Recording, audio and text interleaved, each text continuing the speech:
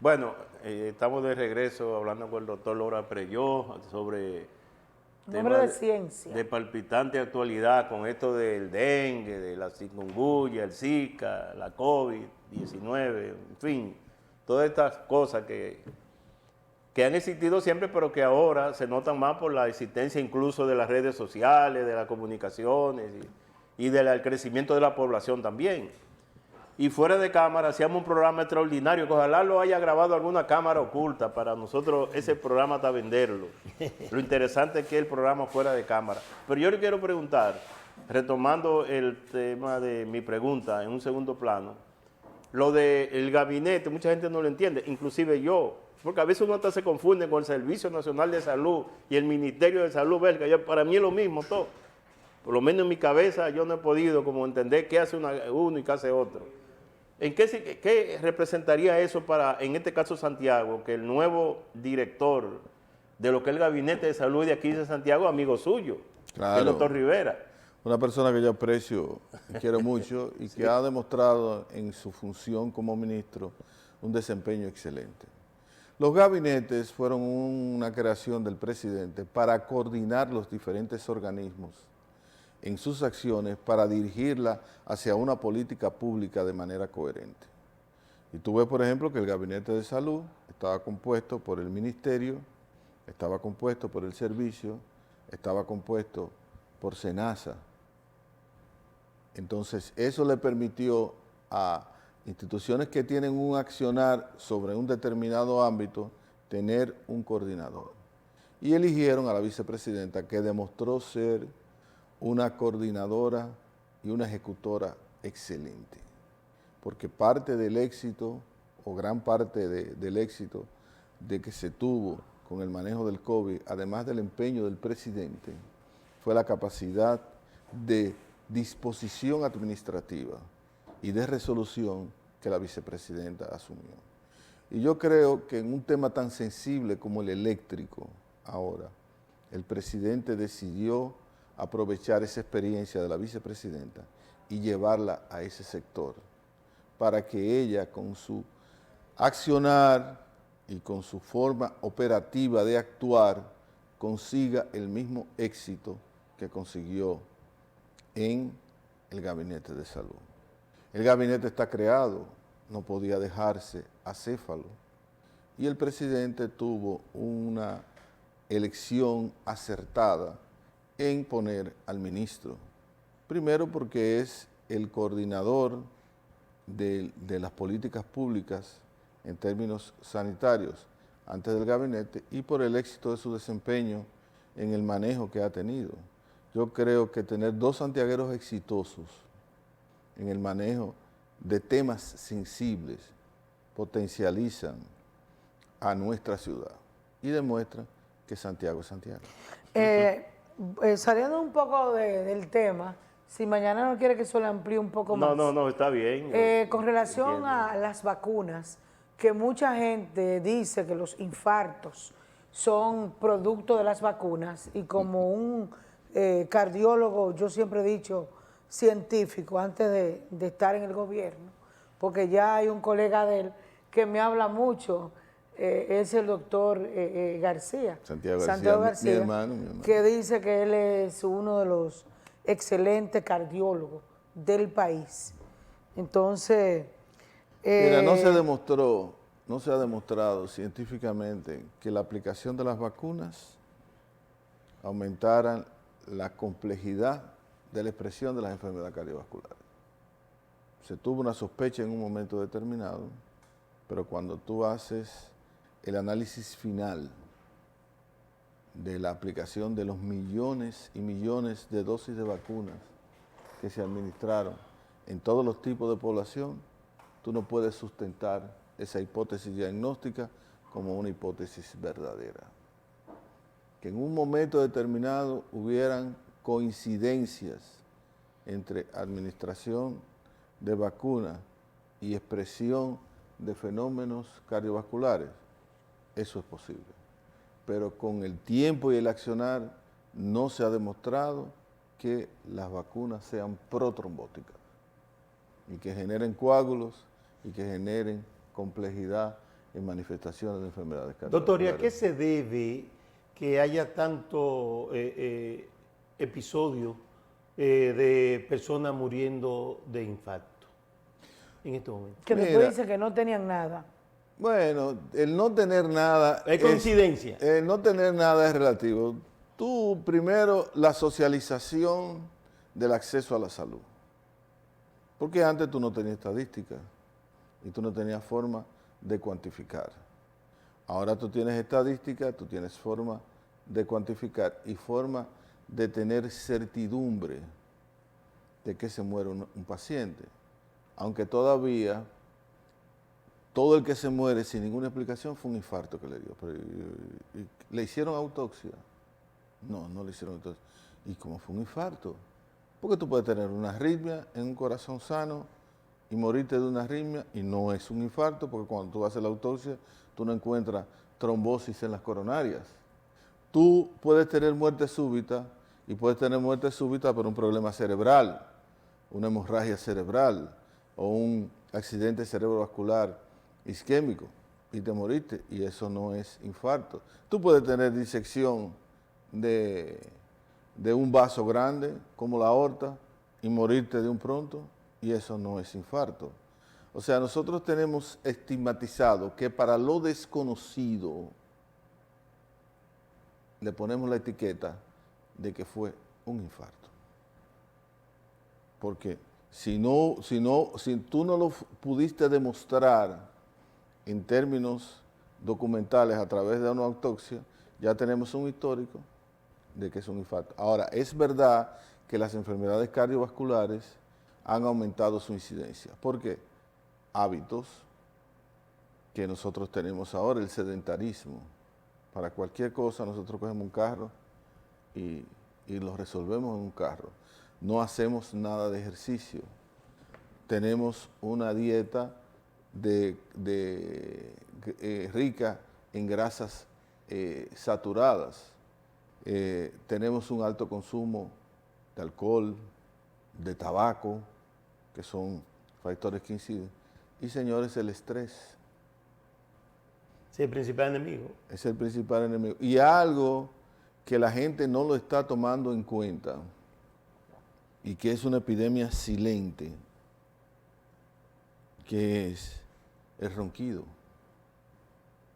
Hay un ronquido que es patológico que se llama apnea del sueño y eso causa disturbios corporales generalizados y son propensos a tú tener trastornos en la configuración de tu corazón, te hacen desarrollar enfermedades isquémicas, es un predisponente para arritmia cardíaca. Entonces, eso está presente. Y además, señores, el COVID le destapó, le prendió los switches a la gente de cosas que tú tenías guardadas.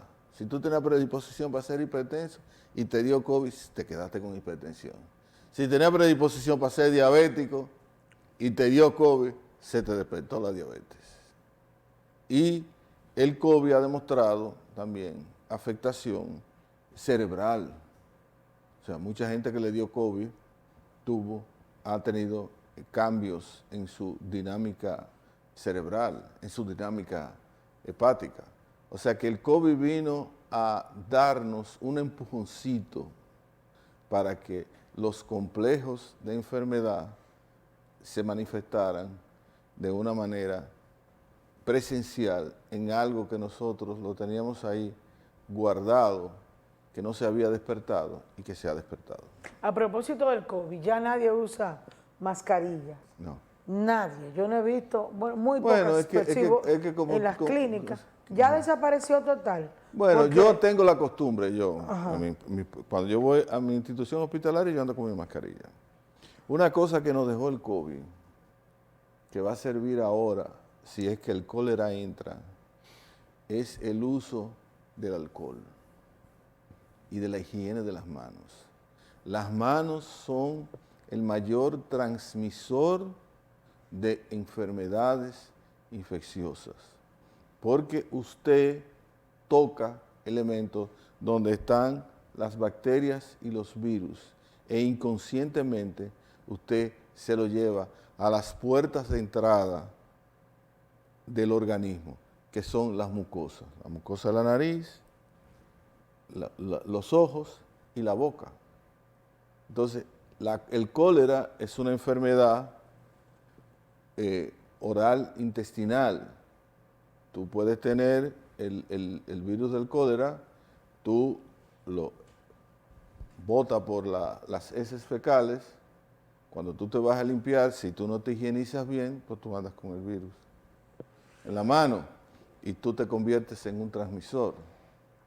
Eso nos ayuda a mitigar si todavía esa herencia del COVID que nosotros tuvimos de insistir en la higiene de las manos nos puede evitar a contraer enfermedades como la influenza. Y si ese vecino se le ocurre venir para acá y darnos carpeta, pues nosotros tenemos un mecanismo de defensa. Aquí, que es no la hay, higiene de las manos. aquí no hay cólera en el No, país. todavía en las instituciones mías yo no tengo el primer caso de cólera detectado. En Y el sur, supuestamente 2 casos. Bueno, pero yo hasta la semana epidemiológica, porque revisé todo hasta la semana epidemiológica, Sí. busqué a ver si había algún reporte de COVID y en las 36 semanas epidemiológicas tenemos una semana de atraso en lo que se recolecta la información, identificado en el sector público, no hay cólera. Doctor, yo quisiera... Sí, lo que yo vamos a hablar después de ti es de política, porque él es político. Sí, antes de entrar en ese campo de la política, yo quisiera que el doctor nos dé algún aliento, alguna orientación para un segmento de la población, doctor, que es, y yo sé de eso, porque mi papá murió en ese contexto también, en el Salvador Begotier murió recibiendo una diálisis. Y yo le pregunto, las medicinas de alto costo que le pueden salvar la vida o condenar a la muerte a cualquier ciudadano que adolezca de una enfermedad, que yo puedo citarle alguna, pero usted lo sabe mejor que yo. Ha habido muchos problemas con eso y hay mucha queja de algunas personas que lo reclaman. ¿Qué se está haciendo? ¿Cómo está eso? Yo sé que usted conoce, aunque es un tema nacional, no simplemente de Santiago. Mira, ¿qué pasó con la medicina de alto costo? La medicina de alto costo se hizo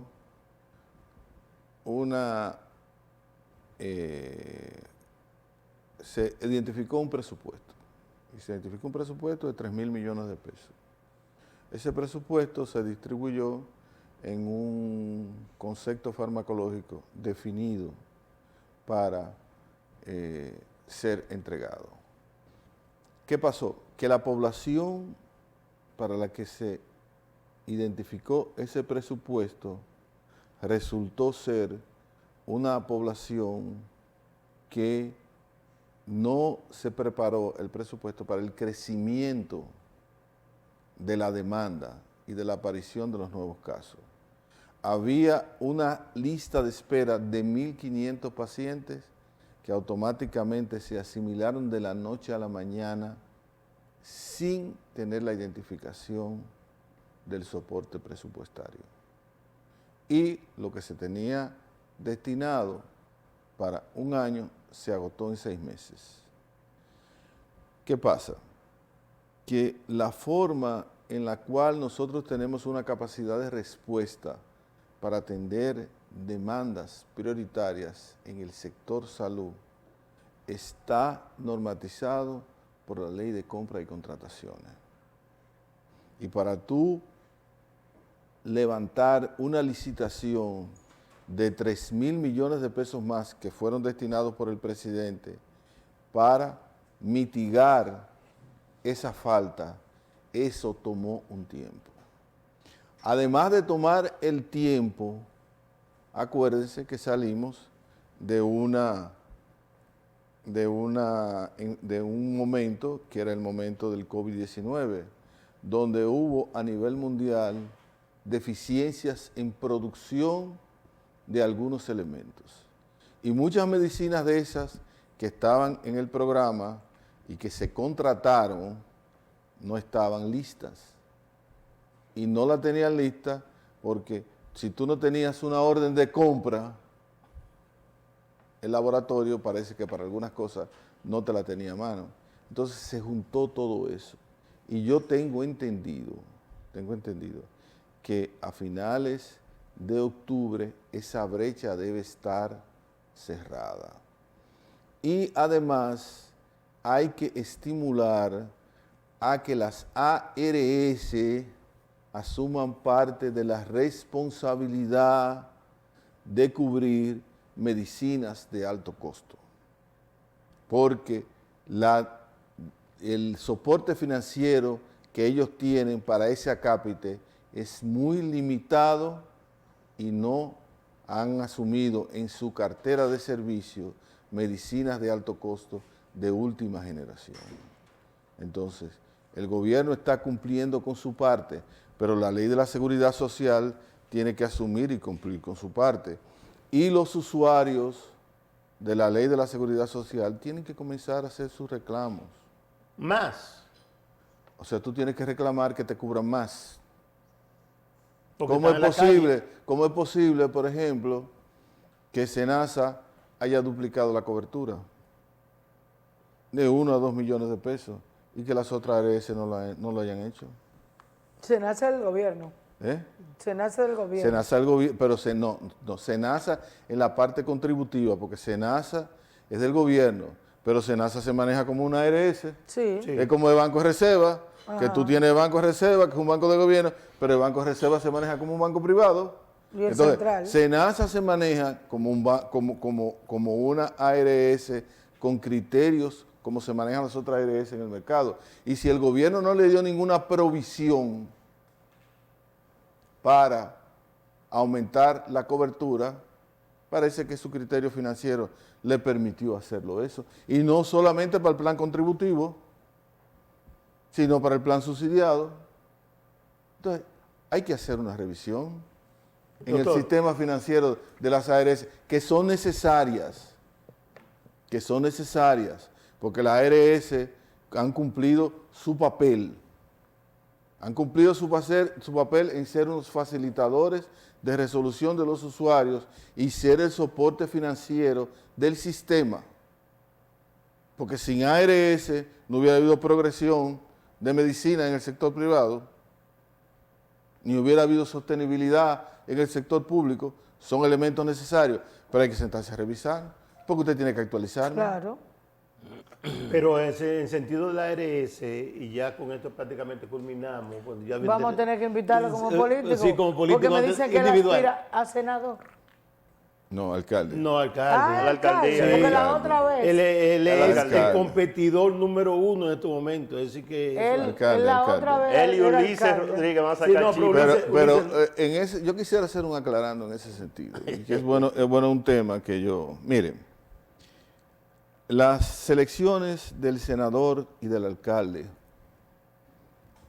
para el PRM y para el presidente de la República van a ser algo muy importante en la definición de la boleta del 24. Yo creo que nosotros como partido, nosotros debemos tener una condescendencia con el presidente de la República, que tiene muchísimos problemas, que está enfrentando de manera exitosa. Se me olvidó mencionar a Fiona, tú, oye, que eso... Eso fue un acabose.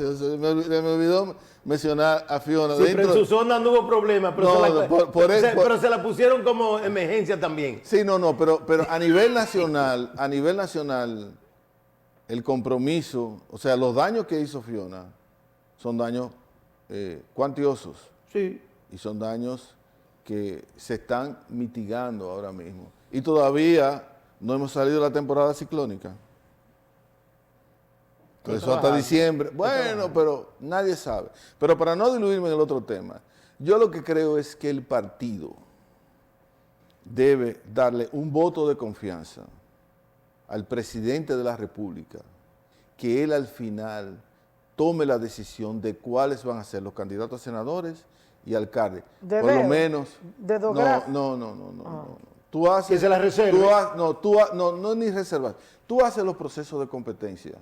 Porque yo, que soy precandidato a alcalde, si el presidente de la República entiende que yo no debo ser, yo voy a aceptar porque él está manejando situaciones y está manejando informaciones que a lo mejor yo no las estoy manejando y que son informaciones convenientes para que el PRD repita en el 24.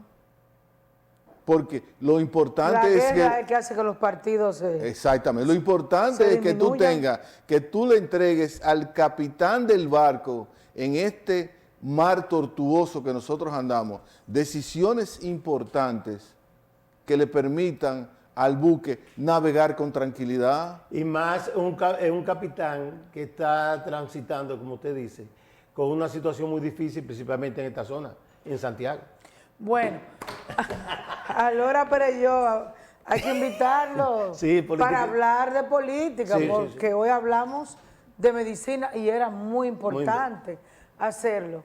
Gracias, Gracias a ustedes por invitarme Manuel. esta noche. Muchas gracias por siempre siempre a su aceptar orden. la Cualquier cosa que invitación. ustedes crean. Siempre, él está disponible. Muchísimas gracias. Conversamos con el doctor cardiólogo, político, director regional de salud, aquí con asiento en Santiago. La gente lo conoce, ¿no? Como Manuel, los íntimos, pero como doctor Lora Perelló. Pausamos y volvemos.